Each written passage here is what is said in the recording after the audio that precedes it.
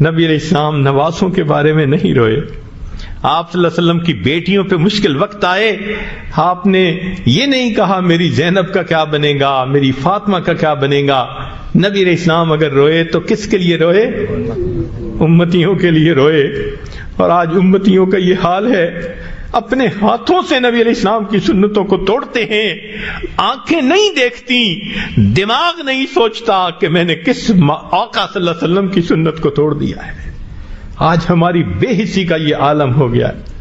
چنانچہ ایک بزرگ تھے، کثرت سے درود شریف پڑھتے تھے، حتیٰ کہ ہر ہفتے 1,00,000 درود شریف پڑھ کے نبی علیہ السلام کی خدمت میں تحفہ اور ہدیہ بھیجتے تھے. چنانچہ ایک مرتبہ انہوں نے خواب میں نبی علیہ السلام کو دیکھا. فرماتے ہیں کہ آپ صلی اللہ علیہ وسلم کا سینہ مبارک میں نے چھل نہیں دیکھا، زخمی دیکھا. میں نے پوچھا اللہ کے حبیب صلی اللہ علیہ وسلم یہ آپ کو زخم کیسے لگے؟ تو محبوب صلی اللہ علیہ وسلم نے فرمایا کہ یہ زخم مجھے غیروں سے نہیں، مجھے اپنوں سے لگے.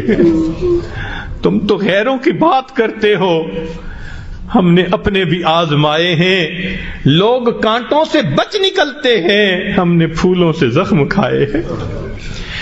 مجھے گلہ نہیں قریش مکہ کے ساتھ. یہ اللہ کے حبیب صلی اللہ علیہ وسلم فرمائیں گے وہ تو کافر تھے، انہوں نے میرے اوپر اوجڑی ڈالی، انہوں نے طائف کے شہر میں میرے ساتھ کیا سلوک کیا. 9 سال کے بعد عائشہ رضی اللہ عنہا پوچھتی ہیں اے اللہ کے حبیب صلی اللہ علیہ وسلم آپ کی زندگی کا سب سے اذیت ناک دن؟ فرمایا عائشہ 9 سال گزر گئے، طائف میں جو میرے ساتھ سلوک کیا گیا مجھے آج تک نہیں بھولتا. تو کافروں نے یہ سب کچھ کیا، نبی علیہ الصلوۃ والسلام ان کا گلہ نہیں فرما رہے. وہ تو کافر تھے، ان کو تو شناخت ہی نہیں تھی، بے قدرے تھے، ان سے کیا گلہ کرنا. گلہ تو ان سے ہے. کلمہ پڑھتے ہیں، سنت کی شان کو جاننے کے باوجود اپنے ہاتھوں سے پھر توڑتے ہیں، پھر بے حس بن جاتے ہیں، احساس ہی نہیں کرتے کہ ہم نے کیا کیا. تو اس لیے قیامت کے دن اگر نبی علیہ الصلوۃ والسلام نے فرمایا کہ تم تو کلمے کو پڑھنے والے تھے، میری سنت کو جاننے اور ماننے والے تھے، تم نے کیوں اپنے ارادے کے ساتھ اس سنت کو جو ہے وہ محفوظ نہ کیا اور اس پر عمل نہ کیا؟ ہم قیامت کے دن کوئی جواب نہیں دے سکیں گے. چنانچہ ایک چھوٹا سا بچہ، اس کو یہ بات سنائی گئی جس کی عمر 7 سال تھی کہ نبی علیہ الصلوۃ والسلام کے سینے پہ گویا زخم پڑتا ہے جو امتی سنت کے خلاف کام کرتا ہے. اس بچے کے دل میں محبوب کی محبت تھی. اس کے بعد اس کی یہ کیفیت بن گئی، کھانا کھاتے ہوئے پوچھتا امی سنت کیا ہے، لباس پہنتے ہوئے پوچھتا امی سنت کیا ہے، سوتے ہوئے پوچھتا امی سنت کیا ہے.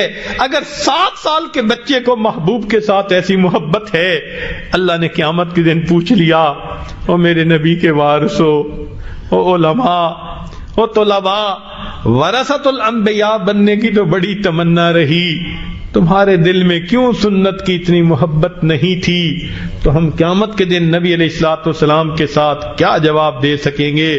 محبوب صلی اللہ علیہ وسلم بھی پوچھیں گے میری سنتیں ذبح ہوتی تھیں، تم چین کی نیند گھروں میں سوتے تھے، تمہاری بیوی سنت کے خلاف کام کرتی تھی، زبان نہیں کھلتی تھی، بیٹا سنت توڑتا تھا، بیٹی سنت توڑتی تھی، تم محبت بھری نظروں سے ان کو دیکھتے تھے.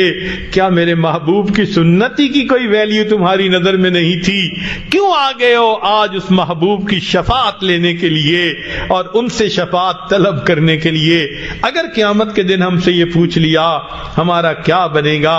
آج وقت ہے، ورنہ تو اللہ تعالیٰ فرمائیں گے کہ تم نے جس سے وفا کرنی تھی اس سے تم نے جفا کی، اور جن سے تمہیں جفا کرنی چاہیے تھی ان غیروں کے طریقوں سے تم نے وفا کی.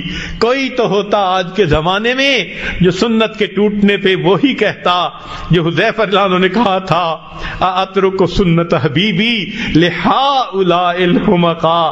مگر آج تو وہ کیفیت ہی نہیں. کسی غم گسار کی محنتوں کا عجیب میں نے سلا دیا، جسے میرے غم نے گھلا دیا اسے میں نے جی سے بھلا دیا. میں تیرے مزار کی جالیوں کی ہی مدحتوں میں مگن رہا، تیرے دشمنوں نے تیرے چمن میں خزاں کا جال بچھا دیا. میرے مہرباں تیرا شکریہ، بھلا کس زبان سے کروں ادا، میری زندگی کی اندھیری شب میں چراغ فکر جلا دیا. جن کے ہم پر احسانات ہیں، جنہوں نے اللہ تک پہنچنے کا راستہ دکھایا، جنہوں نے دل کو منور کرنے کا طریقہ سمجھایا، جو محسن کائنات ہیں، محسن انسانیت ہیں، آج ہمیں ان کے طریقوں کے ساتھ وفا کرنی چاہیے اور ان کو اپنے سر سے لے کے پاؤں تک اپنے جسم کو اس سے مزین کرنا چاہیے، تاکہ کل قیامت کے دن نبی علیہ الصلوۃ والسلام کی خدمت میں حاضری ہو، محبوب گلہ نہ فرما سکیں تو نے میری سنت کا لحاظ کیوں نہ کیا. ہم نے اکثر لوگوں کو دیکھا ہے، کاروباری لوگوں کو، باپ کا دل دکھاتے جھجکتے ہیں، ماں کا دل دکھاتے جھجکتے ہیں، امی کا دل کہیں ٹوٹ نہ جائے، دکھی نہ ہو جائے. ارے باپ کا دل دکھاتے تو اتنا دکھتے ہیں، کیا نبی علیہ الصلوۃ والسلام کا درجہ دل میں اتنا بھی نہ رہا جتنا ایک باپ کا ہوتا ہے؟ حالانکہ اللہ کے حبیب صلی اللہ علیہ وسلم تو ماں باپ اپنی جان سے بھی زیادہ بندے کو محبوب ہونے چاہیے. اور بسا اوقات تو حال یہ ہوتا ہے کہ سنت کو توڑ دینا یا چھوڑ دینا تو ایک الگ بات رہ گئی، کلمہ پڑھنے والے مسلمان، یونیورسٹیوں اور کالجوں کے رہنے والے محبوب صلی اللہ علیہ وسلم کی سنتوں کا مذاق اڑا رہے ہوتے ہیں، خود کلمہ بھی پڑھتے ہیں اور محبوب کی سنت کو دیکھتے ہیں، مذاق کر رہے ہوتے ہیں. سوچئے نبی علیہ الصلوۃ والسلام کے سامنے جب قیامت کے دن پہنچے تو محبوب فرمائیں گے سحقن سحقا، چلے جاؤ دور چلے جاؤ، تم میری سنتوں کا مذاق اڑاتے تھے. یاد رکھنا کافر نبی علیہ السلام کا مذاق اڑاتے تھے، آج کے روشن خیال یا تاریخ خیال وہ نبی علیہ السلام کی سنتوں کا مذاق اڑاتے ہیں. بات تو ایک ہی جیسی ہے. کل قیامت کے دن نبی علیہ السلام کی شفاعت کیسے نصیب ہوگی اگر انہوں نے اللہ کے سامنے یہ بات کہہ دی، یا رب ان قوم اتخذوا ھذا القرآن مہجورا، اللہ یہ میری قوم ہے جنہوں نے قرآن کو پشت پیچھے ڈال دیا تھا. تو بتائیے کہ پھر ہمارا کیا بنے گا؟ آج وقت ہے نبی علیہ الصلوۃ والسلام کی سنتوں کو اپنائیں تاکہ اللہ رب العزت کی نظر میں پسند آ جائے، اللہ رب العزت ہم سے محبت کرنے والے بن جائے. ہم نے تو دنیا میں دیکھی ہیں مثالیں کہ ماں اس کو کہو نا کہ یہ تمہارے بچے کی فوٹو ہے، ذرا اس کو آگ میں ڈال دو، وہ کہے گی میں اس کو آگ میں تو نہیں ڈالوں گی، کسی اور طریقے سے اس کو ضائع کر سکتی ہوں، آگ میں نہیں ڈالوں گی، میرے بیٹے کی تصویر ہے.